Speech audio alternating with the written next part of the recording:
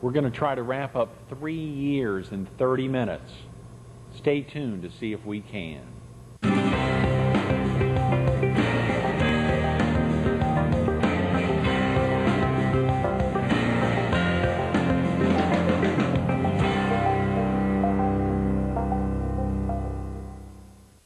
Good morning. Welcome to Carolina People. We're at the Myrtle Beach Herald, and we're back with day 2 of our guest, Greg Everett. Greg? Hey, Donald. Welcome back. I tell you, just like yesterday, and of course to wrap up the week sitting in this chair, It is awkward. It is very awkward, but very exciting. You know, I just keep thinking, oh my God, I got to watch the way I touch things. Don't want to make much sounds, any problems here. It's amazing. We promised everybody yesterday that we talked about family yesterday, and we talked about business today. And if you don't care, let's jump right into it. You're also president of GE Media, which I guess is the owner of this Fox station, Fox 43. Tell us how you got involved with it. You know, obviously you're young to own a TV station. Just why television? You know, that's a great question. I was in law school at Wake Forest and hadn't done real well my first year. I had a real low C average, and they said, why don't you take the semester off and make sure the law is really for you? And during that semester off, the minister who owned Channel 43 WGSE at the time, Jimmy Thompson out of Greenville, South Carolina, had wanted to put the station on the market. And at the time, it was the largest 4-station market in the country without a local Fox affiliate. It is still the largest 4-station in the market without a local NBC affiliate, but at the time, Fox was really working hard in the early 90s to get affiliates. At that time, my father and my grandmother's estate and then some other guys owned the Fox affiliate in Wilmington, which had for many years been the CBS affiliate from 84 to 94. From 84 to 94, that's right, and they switched it to Fox in 1994 as they were a decade old, partly because WBTW and other stations spilled in, but it was a big coup for Fox. It was the first time they had, at the time, 3 CBS affiliates. Dad and some others owned CBS in Palm Springs, CBS in Yuma, El Centro, California, and the CBS affiliate in Wilmington, and an independent in Fayetteville. They all switched to Fox at the same time. And this was before the big New World deal. It was something with TV. So they set the stage, and during that time off, I was able to set up the company and get some early loans from family members. And Jimmy Thompson was a very reluctant seller, but he wanted to sell, and he needed the cash to fund his operations in Greenville, South Carolina, and down in Atlanta. He had a station in Sumter, which he just sold for some great money up there to a group out of L.A. And so it just came. And Jimmy, part of the problem with Jimmy is you just couldn't nail him down. You know, he had a price, $1.5 million was a big deal, but you couldn't nail him down. He's a very reluctant seller. I mean, he was kind of like week to week, he was surviving. And so I, at the time, of course, I was 26, I guess, in 1995. No, I was 24, excuse me, in 1995. And I was traveling down to Greenville to visit him on a regular basis. And, you know, brokers would go down and see him one time, and he'd be like, yeah, I kind of want to sell, and they just couldn't handle it. So no one could ever really nail him down. And, of course, I had a lot of free time, so I would drive down. He hosted a show, Greenville Nightline, which we still air on Fox now from 3:30 to 5:30 in the mornings, but he hosted it live a couple of nights a week from 8 to 10. And I would stay around, and then he and I would go out and get pancakes and coffee late at night. And talk about it. And so, you know, the relationship I began to build with him was much like the relationship I talked about yesterday with my grandmother, with Mima. And we just hit it off, and we were able to lock him down on actually selling the station. So we went to contract in November 95, and there was a holdup at the FCC, closed in June of 96. Before closing, I had hired 2 key people, a woman who'd retired from broadcasting and a former engineer at WPDE who'd been at WECT from 57 to 87, knew the markets, knew the Carolinas, knew the flat terrain, and he helped me construct a magnificent facility in Marion between Mullins and Nichols, a state-of-the-art, top-of-the-line, didn't skimp a penny, I mean, just did it right plant, 1,530 feet above ground, taller than any building in the world, taller than the Twin Towers in Kuala Lumpur. There's still towers taller than that. WPD and BTW is up in Dillon. in Floydale are taller, but this is surely the tallest structure in Marion County. It was just a great opportunity, a once-in-a-lifetime thing, and to tap some family members for those early loans. First Union Bank came in early, and then later South Trust. Interestingly, both of those are now part of Wachovia, and then since in 2002 teaming up with a Silicon Valley Bank. So we've been very blessed. It was tough getting, we wanted to deal with local banks. We wanted to deal with community banks. None of these folks understand media lending. And if they did understand it, they hate the idea that giant part of the collateral is this license, that the Federal Communications Commission says, hey, you either get it or you don't, and it comes up for renewal every now 8 years. Pretty big deal there to hinge a lot of value when you're talking many millions of dollars. So it was a tough go, but thankfully my dad and his mother's estate really helped me out on early stage loans. It's been a blessing.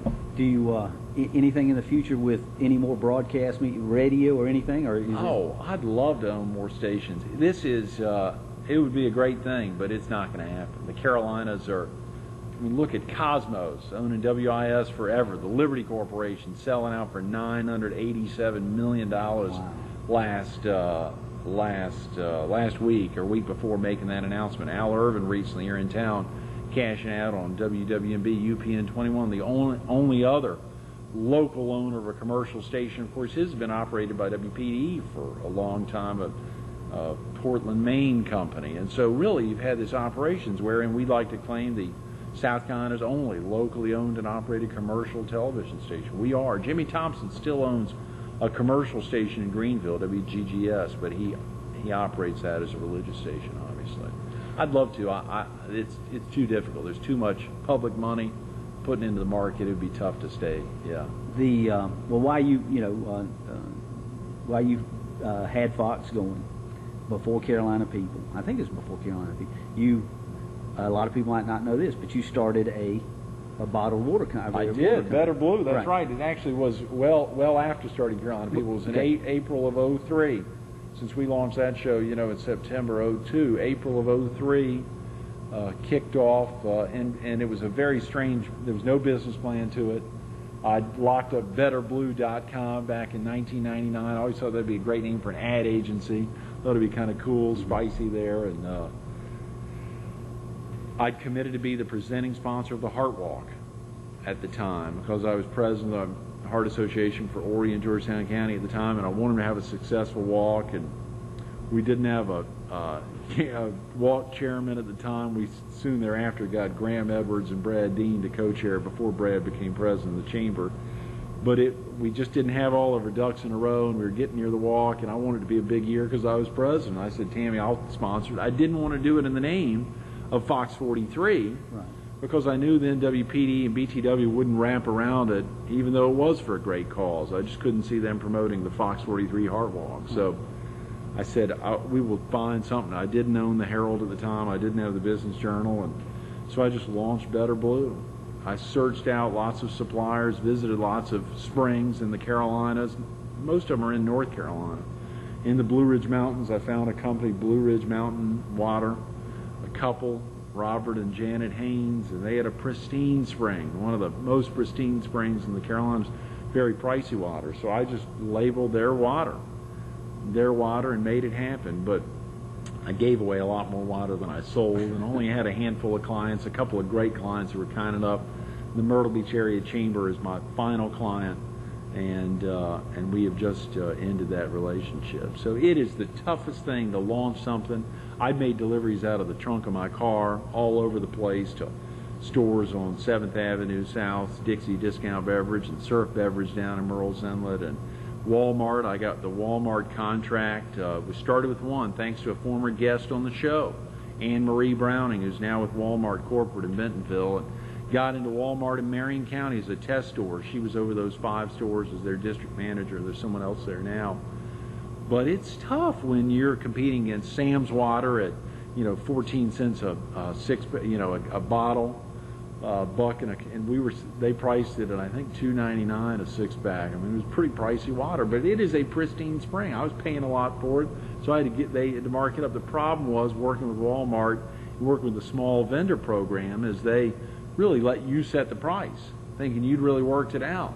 And I set a price, and they stuck with it. You know, I've been told ahead of time, when you set the price, they're going to shave 40% off, so expect that. So it was a great working with Walmart. They're an amazing company, and I think there's a lot more local vendors that have an opportunity to work with Walmart than even know about it. After that, then came along. That's right. That's right. That's how the company that owns the Herald is known as Blue Brands, right. or does business Blue Brands, because I locked up Blue Brands. Originally, I was going to launch Yo H2O, and I launched the company in April '03 as Yo Brands.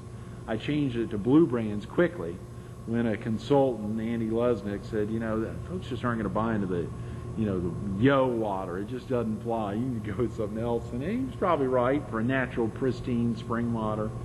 In retrospect, you know, you always think you could do it another way, and you really want to build a brand, and Yo's a great brand to build around, and someday there will be. So that might be. There will be a Yo H2O, absolutely. If I had to give it away to the world, we're going to focus on a strong demographic and focus on youth. Yo is for youth. Let's move in the next chapter that we know here. And you know, a lot of people say, "Gracious, you own a TV station. You know, that's not easy. You started a water company, and then all of a sudden you end up buying a newspaper." It's been the greatest gift in the world. You enjoy it? Debbie Harwell, thank the Lord, formerly Debbie Boggs Johnson. Debbie Harwell and her husband, or Debbie herself, I don't know how it's structured, was kind enough to give me the opportunity. I made a run at it a while back, and did some great work. The former owners of the Herald, there were 10 little groups, LLC, that had it, and they just had enough, and we just couldn't get the numbers to work. So Debbie bought it back. She had founded it back in '94. She built it up, sold it to them. She stayed in. She had a chance to buy it back, and she was kind enough to give me a chance back in November. We closed November 14th of '03. It was about a one-week transaction putting the deal together. At the time, Terry Cooper, God bless him, and Nelson Hardwick and some others and I were looking at something on the South Strand, because there's a North Myrtle Beach Times, there's a Loris Times, Loris Scene, the Orient Independent, the Ainer Journal, the Coastal Observer, Georgetown Times, and then of course the Daily that serves Brunswick, Georgetown, and Horry County. The Sun News is a great Knight Ritter-owned monster. There was nothing on the South End, and Terry Cooper knew the South End, and Nelson Hardwick knows the South End, and whoever else we were talking to knew that area. We were going to do it, got the bug going. We just couldn't work out the numbers, and I said, I'm going to go do something on my own. And so Debbie opened that door, and the price, I guess, is right, you know, and it's worked out. Well, when you bought it, how many subscribers did you have? Do you remember? We had a little over 1,000. And now? We now mail to 3,400 a week, which is fantastic. We have about 8,500 readers each week. Of course, we sell a good, 400, 500, 600 copies in boxes. We got about 75 boxes up and down the Strand. We sell in some stores, primarily in box sales there. But what's the advantage of a weekly? A week sure comes fast. Every week comes very fast. Debbie said that early on. I wish she told me that before I bought the paper, but boy, it comes fast. A weekly, you just have a lot more time to delve into the meat of the issue, to get that story right. Now, those reporters, Paul Gable, Steve Porter, Tom O'Dare, Melissa Face, even some, they work diligently and have built up the trust of folks in this community over a long period of time. Oftentimes the Daily, in this community, they've got these folks that have been there relatively short times that are trying to grow, and they jump to the State or the Charlotte Observer or other papers. They also have some long-tenured folks who've been there, obviously, quite a while and do a great job of building those relationships. Paul and Steve, we had an exclusive story last week. It just happened to be that way. Mayor Mark McBride, the new mayor, has announced his candidacy exclusively in the Herald. Which is a big deal. First and only in the Herald, which is very cool. Of course, we broke the Barry Landris story. We're cutting edge. We broke the drug down on the boulevard, whatever, the Salvia, the Tom O'Dare, getting on top of that, getting that story out there. NISA doing some good work on that. They've got time to really get into the meat of stories, opposed to pounding out deadlines every day. So these guys, incredibly professional. How involved are you with the paper? I am very involved. I have obviously not been able to be as involved as I'd like because I have a 2-year-old daughter who's with me half the week, which is obviously, thankfully, very time consuming, is the center of my life. I've got, of course, the TV station and Carolina People until today, which has been very time consuming, thankfully. Well, you brought it up, Carolina People. I'm going to hit you with something right off the bat with it. Yeah. Do you have a favorite show? I don't.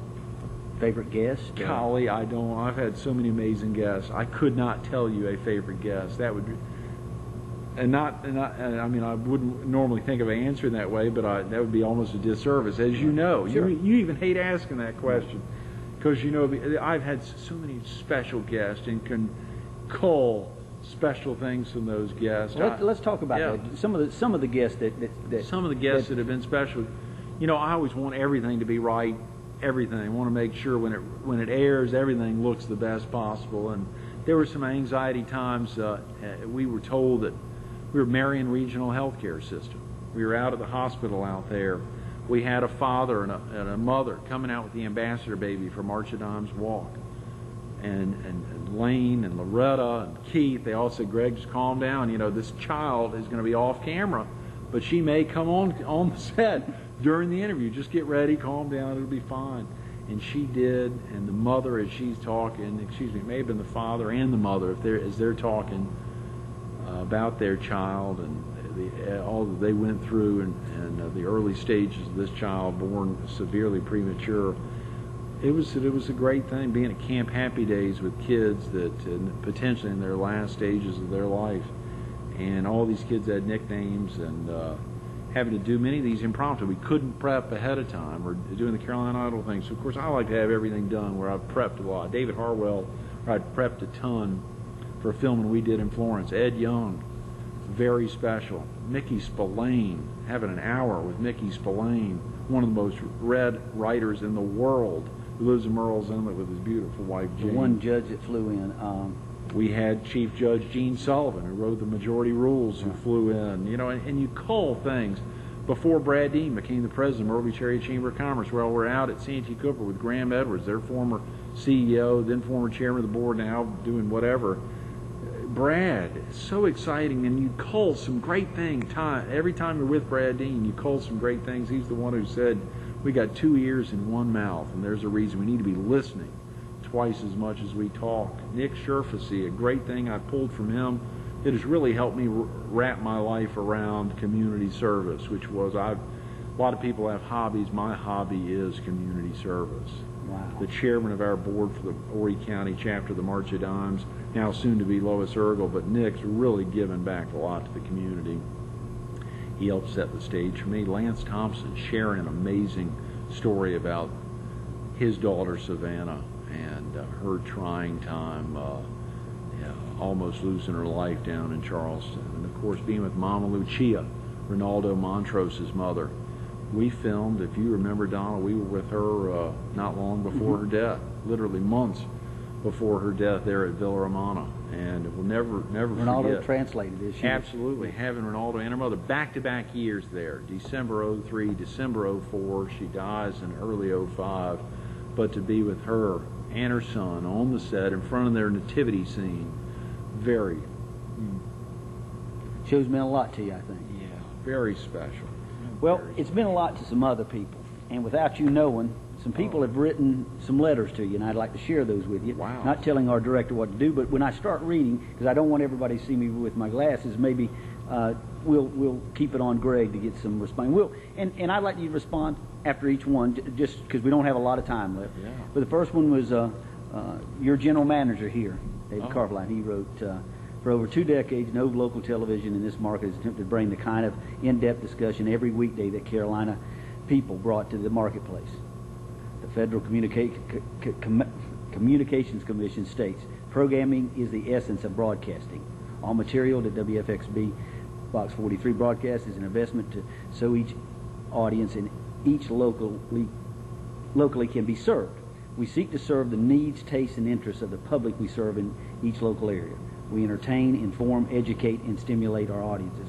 Greg, you have built a successful broadcast and media company based on a belief in this unique America dream. Greg, as you shift your focus to the kind of detail that Myrtle Beach's only weekly newspaper, we thank you for your vision and your continuing commitment to the community. Thanks for all your hard work, Dave. Those are great words. Dave's been such an amazing boss of this operation, has really helped turn it around and is very focused on the community. Dave Carfelite's been a joy to be with since January of '97. Dear Greg, just want to take this opportunity to let you know how much myself and so many others will miss Carolina people and the opportunity to have appear on your show. To me, the show was an extension of your personal commitment to not only Myrtle Beach, but the entire viewing area of Fox TV 43. Greg, you have played a major role in this community since your arrival. It's people like yourself that work so hard for so many to make Myrtle Beach such a great place to live.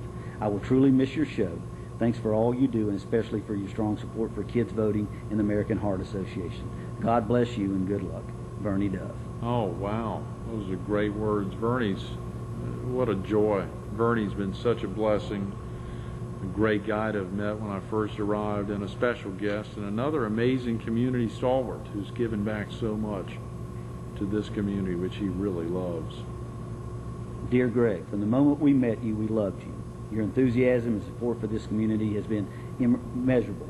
Thank you for your publicity and sponsorships you have offered to organizations by way of Carolina People, the Myrtle Beach Herald, and Better Blue. Thank you for your time and talent serving on boards and committees for the Heart Ball, March of Dime Ships Auction, and the Riverly Carousel Horse Project, and 1,000 other events. You have become one of the Grand Strand's greatest champions. As you close the chapter on Carolina People, be proud of your success and a job well done. We know that the energy it took to do the show will be manifested in an even bigger way for the betterment of this community through your future endeavors. We are proud that you are a member of our church family, but even prouder to call you our dear friend. Wishing you much success in the years ahead, Diane and Chuck Stokes. Oh, wow. Yes, of course, Diane, who's led that for so much, so that's very special.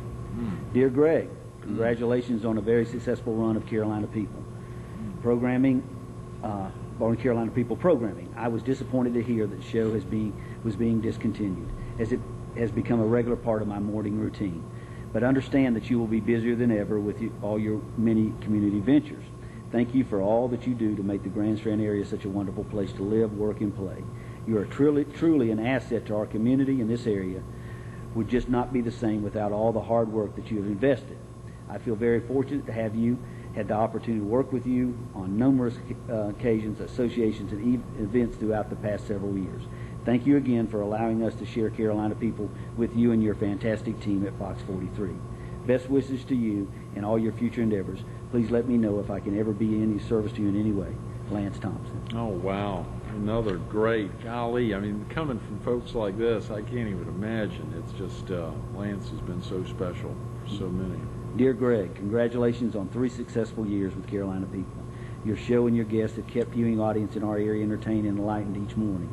You attracted a diverse range of guests with messages relevant to the entire area, and many of us admire that perspective. Though I am saddened we won't see you on television each morning, I am relieved to know that you will continue to play such a prominent role in our local media industry.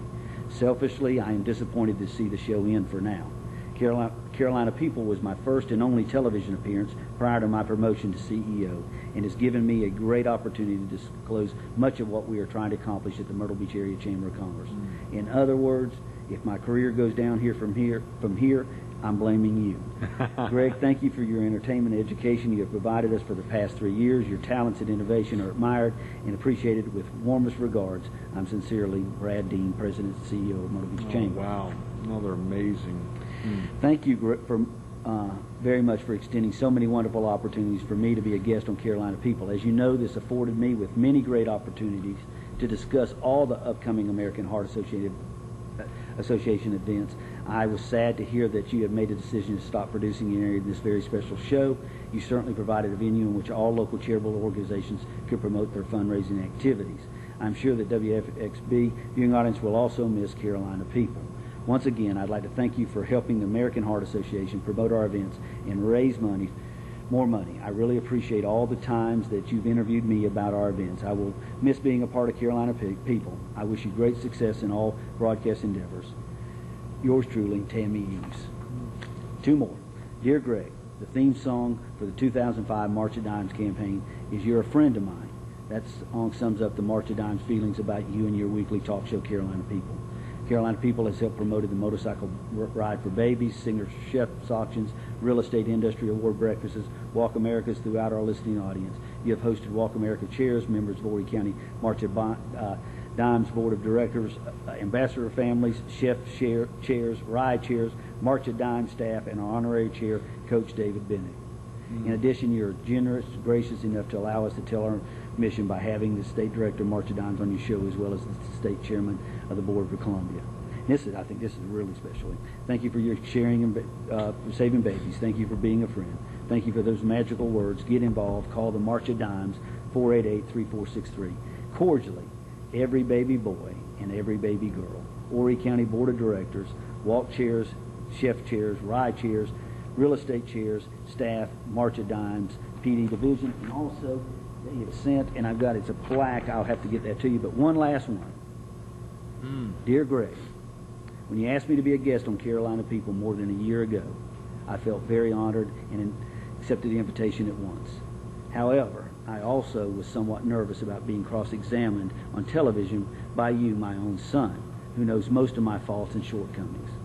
Fortunately, everything went well, and you were pleased enough with my performance that you had added me back on 2 later occasions. In every instant, I really enjoyed myself, immensely impressed by your interviewing skills. In my opinion, your interviews have provided viewers some wonderful insights into what's going on in Myrtle Beach and its neighboring communities.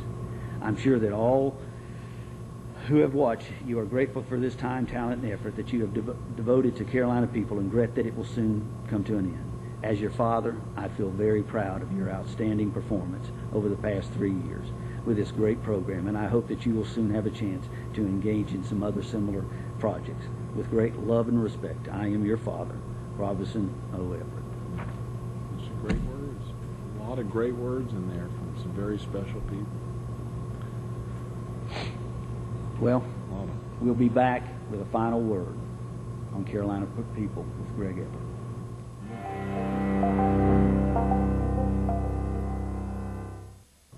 After 3 years, how can you wrap 3 years of Carolina People? It was amazing hearing those special words from some special people. So glad Donald could read those out.